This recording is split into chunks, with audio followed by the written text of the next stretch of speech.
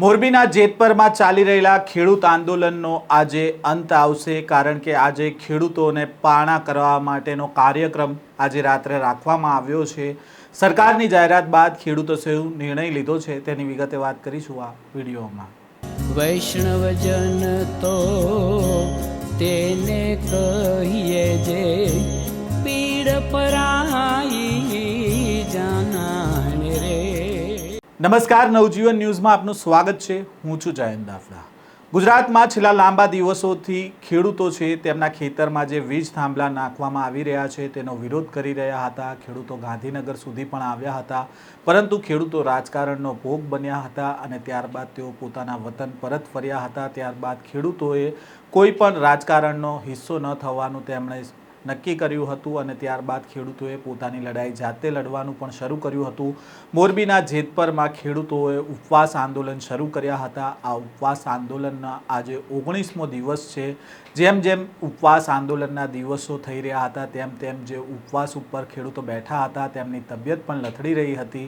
તેવામાં જે મુખ્ય ચહેરા હતા ખેડૂત આંદોલનના, તે ખેડૂતોની અત્યારે તબિયત લથડી રહી છે। આજે નેહુલ અમૃતિયા જે ખેડૂત આંદોલનનો મુખ્ય ચહેરો હતા તેમની તબિયત લથડી છે અને તેને જ લઈને પહેલાં તો શું કહી રહ્યા છે ખેડૂત આંદોલનમાં રહેલા ખેડૂતો, તેમને સાંભળીએ। મિત્રો, નેહુલભાઈ અત્યારે બાથરૂમ કરવા જતા હતા, અચાનક જ બેભાન થઈ ગયા છે। અત્યારે એને હોસ્પિટલમાં લઈ જવામાં આવ્યા છે। સરકારી જેતપર હોસ્પિટલ છે, અહીંયા લઈ જવામાં આવ્યા છે। અત્યારે નેહુલભાઈ બેભાન અવસ્થામાં હોસ્પિટલ અમે પહોંચાડ્યા છે। અત્યારે ટ્રીટમેન્ટ એની ચાલુ છે। જો કંઈ નેહુલભાઈને ભગવાન કરે ન થાય, કદાચ જો કંઈ થશે તો આનું જવાબદાર સરકાર અને તંત્ર રહેશે। બીજું, જો નેહુલભાઈને કંઈ થયું તો આખા ગુજરાતના ખેડૂત અહીંયા આવશે, એટલે નેહુલભાઈને ભગવાન કરીને કંઈ ન થાય। અત્યારે એની તબિયત સારી નથી, તો અત્યારે ટૂંક સમયમાં જ એને હમણાં મોરબી લઈ જવામાં આવશે, ત્યાં એની ટ્રીટમેન્ટ થશે।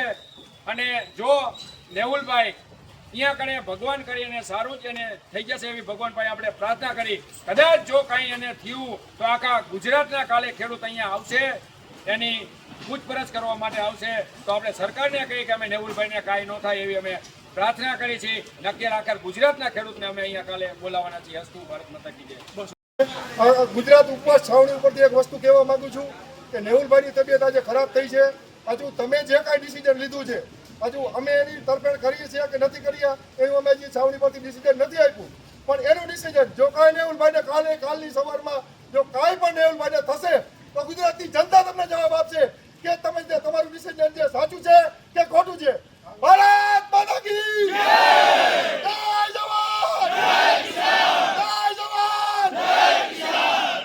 આપે સાંભળ્યા મોરબીના જેતપર ગામેથી ખેડૂતોને તેમનું કહેવું છે કે આજે વહેલી સવારે નેહુલ અમૃતિયાની તબિયત લથડી હતી, ત્યારબાદ તેમને સારવાર માટે જેતપર ગામમાં હોસ્પિટલમાં લઈ જવામાં આવ્યા હતા। ત્યાંથી વધુ સારવાર માટે મોરબી ખસેડાયા છે।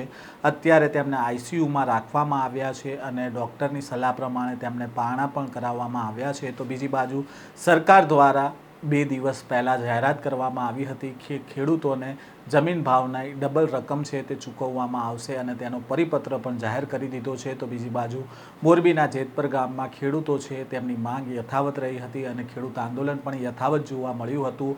જેમ જેમ ખેડૂત આંદોલનના દિવસો થઈ રહ્યા છે તેમ તેમ હવે જે ઉપવાસ પર બેઠેલા ખેડૂતો છે તેમની તબિયત લથડી રહી છે। આજે નેહુલ અમૃતિયાની તબિયત લથડી હતી અને તેમને હોસ્પિટલ લઈ જવામાં આવ્યા હતા। તો બીજી બાજુ આજે રાત્રે 9 વાગે મોરબીના જેતપર ગામમાં જે ખેડૂત આંદોલન ચાલી રહ્યું છે ત્યાં પારણાનો કાર્યક્રમ છે, એટલે કે 19 દિવસથી ચાલી રહેલા ખેડૂત આંદોલનનો આજે અંત આવવાનો છે। તો બીજી બાજુ હવે પાર્ટ 3ની પણ ખેડૂતોએ તૈયારી કરી લીધી છે। ખેડૂતો દ્વારા જાહેરાત કરવામાં આવી છે કે ગુજરાતભરના ખેડૂતોને ભેગા કરવામાં આવશે અને ત્યારબાદ વ્યૂહરચના બનાવી અને આગળના કાર્યક્રમ છે તે રજૂ કરવામાં આવશે।